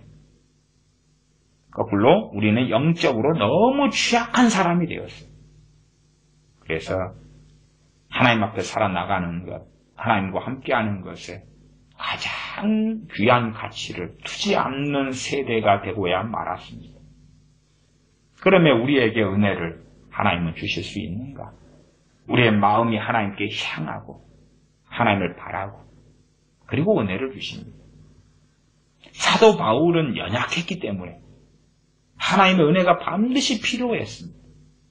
우리가 사도 바울을 생각할 때 그는 강철 거인이었고 그는 너무나 완벽한 사람이었고 그가 하나님께 드는 헌신은 100% 헌신이었기 때문에 그는 임전무태 하나님의 나라를 위하여 복음을 위하여 진리를 위하여 후퇴하지 않는 용사였기 때문에 하나님의 뜻을 이루었다? 아닙니다. 그게 아니에요. 15장 10절에 그러나 나의 나된 것은 하나님의 은혜로 된 것이다. 하나님의 은혜가 아니면 사도의 사명을 감당할 수 없는 사람이다. 그 말이에요. 돈 있는 사람은 모르겠습니다만 우리 같은 서민들이 내가 자동차로 운전하련다. 자동차 돈이 없다고 칩시다. 자동차라는 게 필요하잖아요. 그게 있어야지 운전을 하지요. 운전하는 드라이버가 되죠. 버스 드라이버가 되든지 택시 드라이버가 되든지. 은혜예요. 영적으로 우리 주제를 파악하고 하나님 앞에 엎드렸을 때에 은혜가 온다. 그 말. 택시 드라이버 하고 싶은데 누가 택시를 장만해주고 마련해주고 준비해줘야지 드라이버를 하죠. 택시가 없는데. 나의 나된 것은 하나님의 은혜로 된 것이다. 내게 주신 그의 은혜가 헛되지 아니하여. 이 은혜는 추상성을 이야기하는 게 아니다. 그 말이에요. 때마다 일마다 복음을 증거할 때에 말씀을 가리킬 때에 그가 하나님의 부르심 속에서 그의 부르심 받은 일들을 수행할 때에 사람들과 관계를 맺을 때에 교회를 세울 때에 그때에 하나님께서 사도 바울에게 주시는 많은 은혜가 있었다. 그리고 그 은혜를 헛되이 만들지 않았다. 그 말이에요. 하나님의 은혜가 주어지고 받는 것도 쉽지 않은데 사실은 한편으로는 관리하는 것도 쉽지 않습니다. 내 마음이 세상으로 향하면 그 은혜는 사라집니다. 내 마음이 주님을 떠나면 그 은혜도 신속히 사라집니다. 내가 탐욕에 사로잡혀도 그 은혜는 신속히 사라집니다. 그나마 좀 길게 가는 것이 은사입니다. 좀 길게 가는 게 은사예요. 그러면 우리가 상당히 완악해졌다. 그래도 남아있을 수 있는 게 은사입니다. 물론 경험적이고 체험적인 이야기입니다. 그러나 은사는 우리의 마음이 하나님께 등지면 우리가 악해지면 우리 입에서 나오는 게 거짓이면 은혜는 사라집니다. 하나님께서 거두어 가시고 은혜는 소멸되는 것입니다. 그리고 하나님께 마음이 먼 세대에게는 이러한 하나님의 은혜는 보편적 은혜인 구원 그런 쪽으로만 이제 생각하고 이해하고 그 다음에 시편에 있는 말씀들처럼 여호와는 은혜로우시며 여호와는 의로우시며 여호와는 자비하시도다. 요나 선지자가 말씀하고 증거했던 것처럼 요나서 4장에 여호와는 은혜로우시며 자비하시며 노하기를 더디하시며 인애가 크시사 뜻을 돌이켜 하나님의 심판을 거두시는 분. 그러한 은혜로우신 하나님으로 요나 선지자가 증거했던 것처럼 그렇게 그냥 말하자면 좀 요나 선지자는 정확히 알았던 것이지만 그러나 우리는 그러한 말씀을 피상성, 추상성으로 만들고야 맙니다. 그래야지 우리는 면죄부를 받지 않습니까? 하나님의 말씀에 나오는 하나님의 은혜를 구체성을 가지는 걸로 하면 세상에나 나 신앙생활 10년 했는데 은혜 받은 적이 그럼 언제지? 없는 것 같은데? 나 신앙생활 20년 했는데, 야, 하나님의 은혜로 내가 20년 동안 어떻게 살았지? 말하자면 어떤 사람은 정말 고된 일을 합니다. 고된 일을 하는데 그 일이 자기가 하고 싶지 않은 일이에요. 그러나 부모가 되고 자녀를 돌보면은 그 고된 일을 할 수밖에 없는 환경과 처지가 되지 않습니다. 그때 어떤 사람에게는 어떤 은혜가 오냐? 마음을 지키는 은혜가 와요. 그 고단했고 다른 사람이라면 그 일을 하면서 10년을 보낸다고 칩시다. 너무 견디기 어려운 것이. 내가 하고 싶은 일을 한다고 해도 고난의 때를 맞이하는 것입니다. 축구 선수가 축구하고 싶은데 그러나 축구가 쉽겠습니까? 그러나 반면 난 축구를 하고 싶은데 내가 야구를 해야 된다면, 축구를 하고 싶은데 나는 농사를 지어야 된다면, 농사 지을 때 고통과 고난이 있겠지요. 사람의 인생은 현실이기 때문에 내가 원치 않은 일을 하고도 살아야 됩니다. 하고도 살아야 돼요. 그때 이제 하나님 앞에 정말로 거하고자 하는 사람, 찾는 사람, 은혜를 구하는 사람에게, 어떤 사람들에게는 그 고난의 때 참 그 일을 하면서 힘든 그 시절을 하나님께서 은혜를 주시면서, 소위 말하면 와, 어찌 이리 손살같이 날이 지나가지, 해가 지나가지, 세월이 지나갔지, 그것을 견디게 하시는 그 은혜를 주실 때가 있습니다. 그러면 다른 사람 같으면, 야, 나 같으면 그렇게 못 살았을 것 같아요. 어떻게 그 험한 세월을 지나오셨나요? 어떻게 그 힘든 걸 지나오셨나요? 저는 북한의 지하교인들 가운데 정치범 수용소에, 강제 수용소에 잡혀서 고난받는 진정한 하나님의 백성들에게는 그 정치범 수용소에서 견디는 그 은혜를 저는 주셨을 거라고 믿습니다. 우리가 경험하고 사는 세상보다 1000배, 10,000배 더 고통스러울 때에 그것을 지나가게 하시는, 그걸 견디게 하시는 그러한 하나님의 은혜를 주셨을 거라. 저는 그렇게 믿는다, 그 말입니다. 그런 것처럼 하나님의 은혜는 정말 실제적입니다.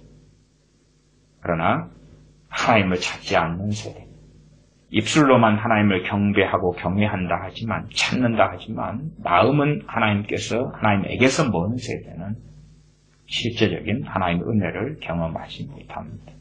설교를 듣고 말씀을 들을 때에, 찬양하고 기도할 때에 하나님의 은혜가 임하기를 저는 바라고 있습니다. 그러나 우리의 마음이 하나님께 떠나 있다면, 하나님께 주신 그 은혜는 로또 복권을 잘 맞히는 은혜, 그런 건 없고, 승진 빨리 하게 되는 은혜도 없고, 세상 공부를 잘하게 되는 은혜도 없고,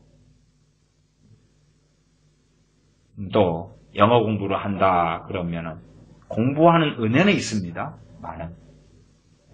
영어 공부를 딴 사람이 1년 할 때 나는 한 달만 하면 1년 한 사람보다 더 성과가 좋은 은혜는 없다고 말해요. 장사하는 은혜가 왔을 때에 그 장사하는 은혜가 물건을 팔면 날개 돋친 듯이 팔려나가는 그런 은혜는 없는 것입니다. 그런 은혜를 사람이 원할 수 있겠죠. 그러나 하나님이 주신 은혜 가운데 그런 건 없습니다. 그런 착각은 하지 말아야 되죠. 육으로 사는 사람들은 육에서만 뭘 기대하는 그런 것이고, 영의 하나님은 그렇지 않습니다. 15장 10절 하반입니다. 내게 주신 그의 은혜가 헛되지 아니하여 내가 모든 사도보다 더 많이 수고하였으나 내가 아니요 오직 나와 함께 하신 하나님의 은혜로라. 어느 전쟁터에서 전투기 조종사가 적군을 적 비행기를 격침을 시켰습니다. 그러면은 전투기가 있었기 때문에 적을 격침을 시키지요. 전투기가 없는데 사람이 하늘을 날아가지고 공격해오는 적군을 어떻게 물리칩니까? 그러면 그 전투기라는 존재가 있어야 되죠. 그렇게 제가 하나님의 은혜에 대하여 비유하겠습니다. 그런 것처럼 사도 바울은 하나님의 은혜가 주어진 게 있었기 때문에 그것을 잘 선용하여서 모든 사도들보다 더 많이 수고했다라고 증거하고 있습니다. 하나님의 은혜가 주어져도 그 은혜를 잘 선용하고 사용하는 사람이 있고 신속하게 그 은혜를 소멸해버리는 사람도 있습니다. 11절 그러므로 내나 저희나 이같이 전파하며 너희도 이같이 믿었느니라. 하나님의 은혜가 사도 바울을 사도 바울로서 사역하고 일하게 했다. 그러나 아무 하나님 앞에 살 의지가 없는 사람이 그냥 은혜 받으면 된다. 그건 전혀 말 안 되는 그러한 이상한 이야기라 제가 말씀드려왔습니다. 은혜에 대하여 성경을 좀 더 살펴보겠습니다. 고린도전서 3장입니다. 3장. 그 은혜에 대해서 잘 생각한 다음에 은혜가 나와 있는 부분들에서 이 문맥적으로 이 말씀이 어떤 의미가 되겠는가 하는 것을 생각해 보시면 좋겠습니다. 고린도전서 3장 10절입니다. 10절 제가 읽습니다. 내게 주신 하나님의 은혜를 따라 내가 지혜로운 건축자와 같이 터를 닦아두매 다른 이가 그 위에 세우나 그러나 각각 어떻게 그 위에 세우기를 조심하일지니라. 사도 바울에게 내게 주신 하나님의 은혜를 따라서 내가 지혜로운 건축자와 같이 터를 닦아두었다. 하나님께서 주신 은혜를 따라서 행하는 것이죠. 저는 이런 면에서는 이 은혜 속에서는 은혜는 값없이 받고 또한 주시는 것이기 때문에 이 은혜 속에서는 은사도 저는 포함시킵니다. 이 고린도전서 3장 10절의 문맥 속에서는 은혜는 그 안에 은사를 포함시키는 개념이다. 제가 그렇게 말씀을 드리겠습니다. 물론 앞에 읽었던 고린도전서 15장 10절도 그 은혜 속에 은사가 포함되는 개념이라고 제가 믿습니다만은 그럼에도 제가 이제 은혜와 은사를 좀 구분하여서 고린도전서 15장 10절 등에서는 제가 설명드린 것입니다. 은혜와 은사가 명확히 나누어질 때도 있고 나누어지지 않을 때도 있고 또한 은혜가 은사를 포함할 때도 있고 거꾸로 본문에 따라서 은사가 은혜를 포함하는 경우도 있습니다. 보편적으로는 은혜 안에 은사가 들어가는 경우가 많죠. 값없이 주시는 것 속에서. 또 값없이 주시는 것을 선물로 말씀한다 그럴 때 선물이라는 단어로서 어떤 단어가 쓰이냐 그러면 은사라는 단어가 또 쓰여요. 그런 이제 복잡한 언어적인 이야기는 굳이 이야기하지 않겠습니다. 3장 10절 내게 주신 하나님의 은혜를 따라 내가 지혜로운 건축자와 같이 터를 닦아둔다. 내게 주신 하나님의 은혜를 따라서 터를 닦아둔다. 그러지 하나님의 은혜가 아니라 내 헌신, 내 결심, 내 작정, 내 노력, 내 지혜, 내 지식을 가지고 하나님을 기쁘시게 하려고 발부둥 쳐서 이렇게 한다. 그런 것이 아닙니다. 그런 게 아닙니다. 사도 바울이 사도 바울 된 것은 하나님의 은혜 때문입니다. 그가 태어날 때부터, 날 때부터 완벽한 사람으로 태어나거나 정말 능력 있는 사람으로 살거나 혹은 종교개혁자들도 마찬가지입니다. 항상 하나님의 은혜 때문에 하나님의 사람들이 나오는 것입니다. 우리가 엘리사 선지자 그럴 때에 그들에게서 성령의 권능을 빼면 무엇이 남습니까? 다니엘에게서 꿈을 빼고 꿈 해석을 빼면 무엇이 남습니까? 선지자들에게서 하나님께로부터는 애언이 없어지면 다 은혜 속에 들어가고 때로 은사에 속하지요. 사사들에게 성령님의 능력으로 인하여 전쟁하는 그 능력이 거두어지면 그런 이야기입니다. 그래서 여기 은혜 속에서는 은혜와 은사 그리고 고린도전서 15장에서는 제가 그러면서도 좀 보편적으로 우리가 체험하는 은혜하고 은사의 다른 양상에 대하여 제가 기도의 은혜 등을 가지고 조금 설명해 드렸습니다. 제가 사실은 요즘에는 왜 당신 그렇게 설명이 많냐? 그래서 나름대로 설명을 좀 줄이려고 해서 그러한 은혜에 대한 여러 가지들의 이야기까지는 제가 그냥 진도를 안 나가고 참는 것입니다. 줄여야 되겠다. 최대한 설교 시간을 좀 줄여야 되겠다. 물론 제 설교를 오랫동안 들어오신 분들은 그런 말씀 안 하시는데 최근에 유입된 사람들이 좀 있어가지고 그런 이야기를 할 때 참 정말 최근에 유입된 분들 가운데는 영성과 믿음이 탁월하여서 모든 걸 잘하는 분들이 많구나. 그러면 아주 축소시키고 최소화시켜서 설명을 해도 그 이상을 다 알아먹으시겠구나 하고 생각합니다. 그러면 그런 분들은 조만간 하나님께 부르심을 받아서 더 아름답고 더 놀랍게 하나님의 말씀을 증거하는 그러한 주의 종이 될 걸로 믿음하지 않습니다. 고린도후서 1장을 보겠습니다. 고린도후서 1장 12절입니다.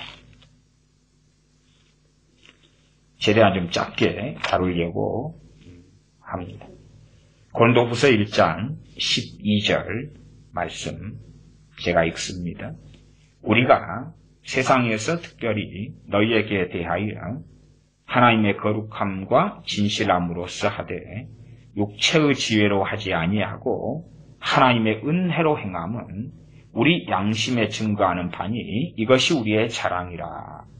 사도 바울이 고린도 교인들에 대하여서 행하는 것, 물론 사도 바울만이 아니라 고린도후서 1장 1절로 가면 하나님의 뜻으로 말미암아 그리스도 예수님의 사도된 바울과 형제 디모데는 그러면 고린도후서는 바울과 디모데입니다.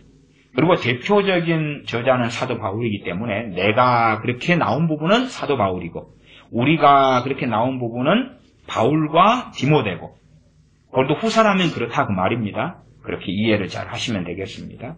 저자가 명확히 나왔을 때에 사도 바울 혼자만의 저자가 아닌 경우가 대부분입니다. 1장 12절 우리가 나오면 바울과 디모데 공이 둘 다 그 말이에요. 그냥 괜히 사도 바울만 그러면서 그의 영적 아들이며 주의 종인 디모데를 야, 너 감투 하나 더 써. 너 칭찬해 줄게. 이리 와, 들어와. 우리 다 둘 다 그렇다고 하자. 그렇게 성경은 절대 기록되지 않습니다.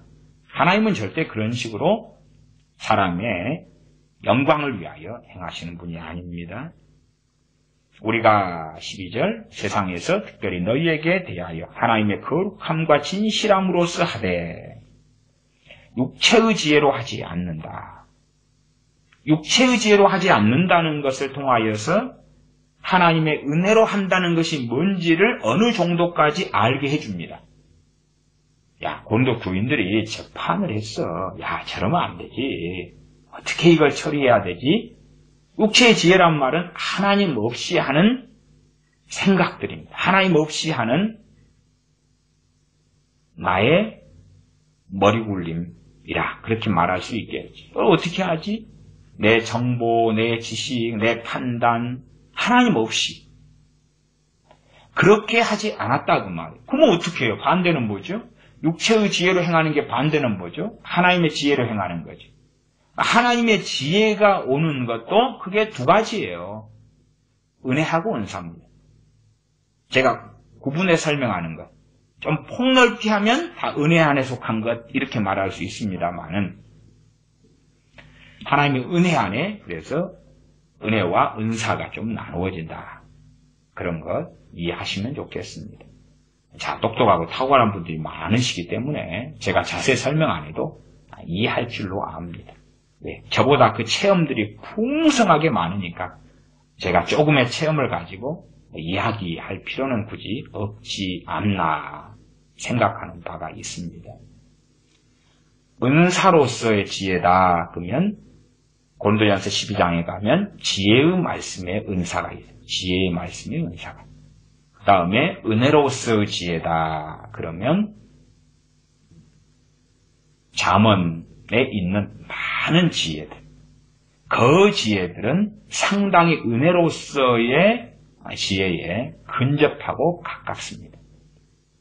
어쨌든 이해 못하시면 육체의 지혜로 하지 않는다. 그리고 무엇으로 하냐? 하나님의 은혜로 행한다. 저들을 어떻게 저 문제를 다루어야 되지? 그럴 때 하나님의 은혜 가운데 은사가 있으면 꿈을 통하여 해결책을 주실 수도 있고, 그렇죠?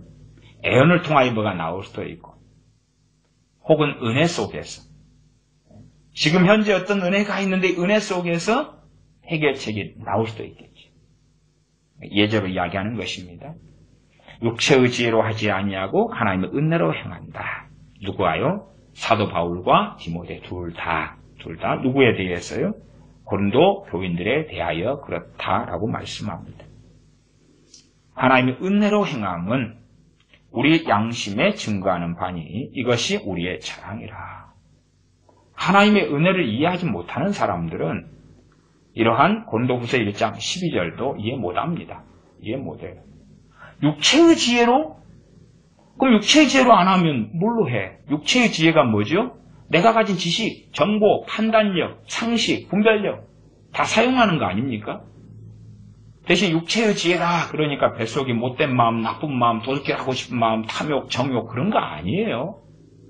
육체의 지혜지만 선량한 사람은 선량한 마음을 기본으로 해가지고 육체의 지혜인 거고, 못돼 먹은 사람은 못돼 먹은 사람을 기준으로 해서 육체의 지혜인 거예요. 보통 사람들, 물론 좋은 선량한 크리스천이 있다고 합시다. 그런 사람은 자기가 생각하는 것이 육체의 지혜가 아니라고 착각할 때가 많겠지요. 나 선한 마음이니까. 상대방을 돕고 싶어. 상대방을 세우고 싶어. 상대방을 주님의 사람으로 만들고 싶어. 상대방을 성령 충만 받게 하고 싶어. 상대방의 문제를 해결해주고 싶어. 그러니 내가 하는 말들은 육체의 지혜가 아닐 거야. 그것은 아주 심각한 교만입니다. 오히려 자기 자신을 믿고 있는 거죠. 나 상대방에게 뭘 도둑질하려고 하는 마음도 아니고, 상대방에게 강탈하고 빼앗고 조종하고 지배하려는 마음도 아니고, 오직 내게는 선한 목적과 마음이 있어. 그런 사람들도 있습니다. 크리스천들이나 목회자들 가운데 그런 사람들도 있어요. 그 진정성을 의심하는 게 아니에요. 그런 사람이 있어요. 다 전부는 아니나 얼마간은 있다 그 말이에요. 그런 선하고 좋은 마음을 가졌다 해서 그러기 때문에 육체의 지혜가 아니다? 하나님의 은혜가 뭔지를 유감스럽게 모르는 사람들입니다. 알면 그런 생각, 그런 마음, 자기에 대한 자가당착과 착각과 오해를 하지 않습니다. 자기가 선하고 선량한 마음을 가지고 상대방에 대해 좋은 마음을 가져서 상대방을 어떻게 도울까 하고 지혜를 가지고 생각을 했다. 그게 어떻게 하나님의 은혜로 한 것이 됩니까? 그것도 육체의 지혜입니다. 그러나 성경을 이해하지 못하는 사람들은 자기가 선량한 마음이기 때문에 육체의 지혜로 행하는 자기에 대하여 하나님을 기쁘시게 하고 있다거나 주님 안에서 행하고 있다거나 그러한 발상을 하고 그러한 생각을 하게 되죠. 결코 그렇지 않습니다. 성령의 말하게 하심을 따라 주님 주신 은혜나 은사로 주신 지혜를 따라서 그래서 행해야 하나님의 은혜로 행하는 것이 됩니다. 물론 그것도 조금 제가 이야기하고 한 것입니다. 많은 사람들 정말 착각합니다. 정말 많은 목회자들이 육체의 지혜로 행하면서 그러면서 이러한 고린도후서 1장 12절을 이해를 못하기 때문에 하나님의 은혜로 행한다는 사도 바울이나 디모데하고 같다고 착각하지. 물론 수준은 다를지 몰라도 우리도 부족하지만 하나님의 은혜로 교인들을 돕고 섬기고 있어요. 하나님의 이 은혜로 설교하고 있어요. 설교를 통하여 교인들이 도둑놈이 되고 사기꾼이 되기를 원하는 게 아니라 설교를 통하여 하나님의 사람, 성령님의 사람, 은혜의 사람, 기도의 사람, 하나님을 기쁘시게 하는 사람, 회개의 열매를 맺는 사람 되기를 원해요. 그런 것을 목회자들은 꽤 가지고 있겠죠. 그러지 설교를 통하여 사기꾼을 만들려고 하는 목사가 어디 있겠습니까? 그러진 않겠죠. 그러나 설교를 무엇을 통해서 하겠습니까? 육체의 지혜를 따라 한다. 정말 주님 안에서 설교하는 사람들은 좀 알 거예요. 하나님의 은혜로 설교한다는 게 무엇인지. 하나님의 은혜로 설교한다는 게 무엇인지. 그때는 이 하나님의 은혜 속에 가장 기본적인 것이 은사들입니다. 은사들. 그 다음에 은사만이 아니라 은혜. 은사가 아닌 은혜도 아주 많이 존재하고 있습니다. 성경 하나만 더 찾아보고 말씀을 마무리하겠습니다. 로마서 12장입니다. 물론 로마서 안에는 그 말고 가장 근원적인 은혜 또한 은사에 대한 이야기가 있습니다. 제가 지금 그것하고는 다른 말씀을 전하고 있다는 것을 기억하시면 좋겠습니다. 로마서 12장 3절입니다. 로마서 3장 24절을 제가 그래도 읽어드리면 로마서 3장 24절은 그리스도 예수님 안에 있는 구속으로 말미암아 하나님의 은혜로 값없이 의롭다 하심을 얻은 자 되었느니라. 하나님의 은혜로 값없이 의롭다 하심을 얻었다. 이것도 하나님의 은혜의 가장 중요한 것이지요. 말하자면 이방인이고 버림받았고 불신자고 하나님을 모르는 나를 하나님의 은혜로 불러주셨고 하나님의 은혜로 구원해 주셨고 하나님의 은혜로 속죄해 주셨고 하나님의 은혜로 의롭다함을 얻게 해주셨다. 은혜의 가장 대표성이고 제가 지금 말씀드린 은혜는 그 은혜 받은 사람들이 이제 어떻게 하나님의 은혜로 신앙생활을 하며 주님과 동행하며 하나님과 함께 살 것인가 그럴 때에 정말 중요한 것. 은혜 받은 사람들, 은혜로 구원받고 의롭다함을 얻은 사람들이 하나님의 은혜로 살아야 된다는 이야기를 하고 있고 그 하나님의 은혜는 구체적이며 실제적이다라고 말씀드리고 있는 것입니다. 12장 3절 정도 보고 마무리하겠습니다. 내게 주신 은혜로 말미암아 너희 중 각 사람에게 말하노니 마땅히 생각할 그 이상의 생각을 품지 말고 오직 하나님께서 각 사람에게 나눠주신 믿음의 분량대로 지혜롭게 생각하라. 내게 주신 은혜로 말미암아 너희 중 각 사람에게 말한다. 은혜의 내용을 좀 알면 왜 이 말씀이 나왔는지를 좀 알게 됩니다. 혹은 확연히 알게 되죠. 우리가 보통 생각할 때는 내게 주신 은혜로 말미암아 굳이 그런 이야기를 왜 쓰지? 은혜를 모르면 그것이 아니라 사도의 권위로 말미암아 아니면 하나님의 말씀이 내게 임하니라 너희들에게 권면하노니 너희 중 각 사람에게 말하노니 마땅히 생각할 그 이상의 생각을 품지 말아라. 뭐 이런 식의 레파토리가 나오면 구약의 예레미야서, 이사야서 같은 것과 좀 비슷하네. 주의 말씀이 내게 임하니라 여호와의 말씀이 내게 임하니라 주께서 내게 한 말씀 하셔서 내가 당신들에게 전해주노라. 이 스토리가 아니고 뚱딴짓 같이도 들리는데 사도 바울이 내게 주신 은혜로 말미암아 너희 중 각 사람에게 말한다 하는 것입니다. 이 은혜 안에는 제가 좀 구분하면 은사와 은혜가 포함되어 있다까지도 말씀드리겠습니다. 기도하겠습니다.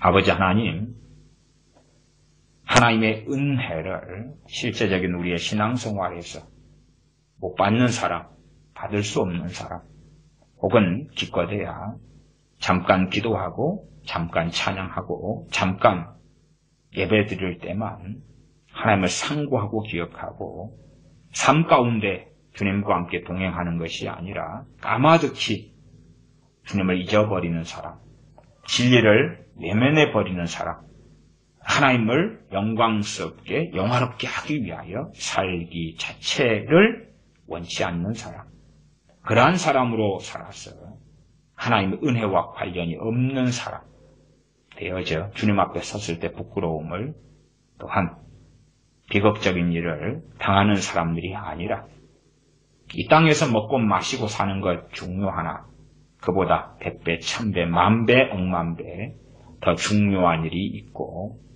그러한 하나님의 자녀로서의 부르심, 백성으로서의 부르심 또한 주님의 몸된 지체로서의 부르심 주님을 따르라고 주님과 함께 하자고 부르신 그 부르심에 순종하고 나가기 위하여 하나님의 은혜가 있지 않으면 우리 연약한 우리는 하나님 앞에 설 수 없고 쓰러지고 넘어지며 열매 맺지 못할 그러한 사람일 수밖에 없다는 것을 깨달으며 하나님의 은혜를 구합니다. 하나님의 은혜를, 하나님의 도우심을 구하고 찾는 우리에게, 일상사의 삶 속에서 하나님을 쉽게 망각하고 잊어버리는 우리에게, 또한 탐욕과 욕심으로 가득하기 쉬운 우리에게, 죄성과 악한 욕망으로 가득하기 쉬운 우리에게, 기도하기보다 TV를 보며 여행하며 놀기 좋아하는 우리에게 하나님 말씀을 사랑하고 사모하며 순종하기보다 다른 것들, 다른 세상에 있는 것들을 더 좋아하는 우리에게 하나님의 은혜를 주셔서 깨어있는 그리스도의 삶을 하나님의 은혜로 살아서 사도 바울과 같이 고백할 수 있는 우리가 되게 하여 주시옵소서. 우리 주 예수님의 이름으로 기도하옵나이다. 아멘.